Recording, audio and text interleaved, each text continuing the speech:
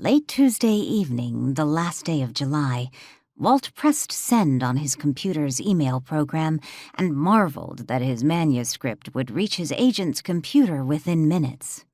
In his first lifetime, an author or the author's secretary would need to type a copy of the manuscript on paper.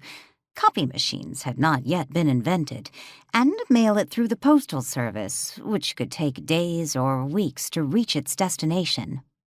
Celebrations were in order, yet it was too late for champagne.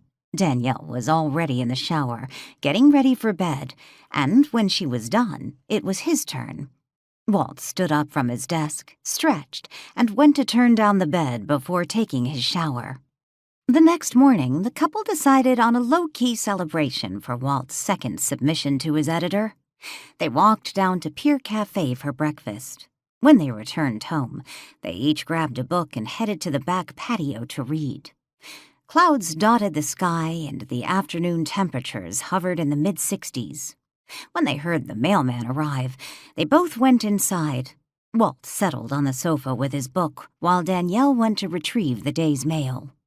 When she joined Walt in the living room several minutes later, she had already unwrapped a package that had arrived in the mail and carried it proudly, tilting it from side to side to get Walt's attention.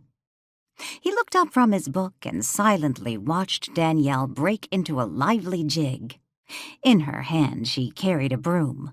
Not a typical broom one might buy at the hardware store, but one that looked homespun. Its handle appeared to have been cut directly from one of a tree's smaller branches and polished before attaching a bundle of twigs to one end. "What is that?" Walt asked, closing his book and setting it on his lap.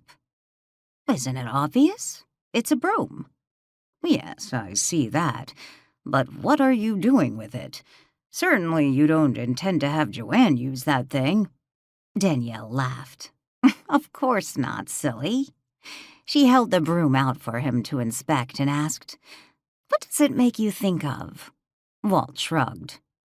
"A broom?" Danielle rolled her eyes. "A witch. It looks like a witch's broom." She moved the broom to her backside and pretended to sit on it while grinning at Walt.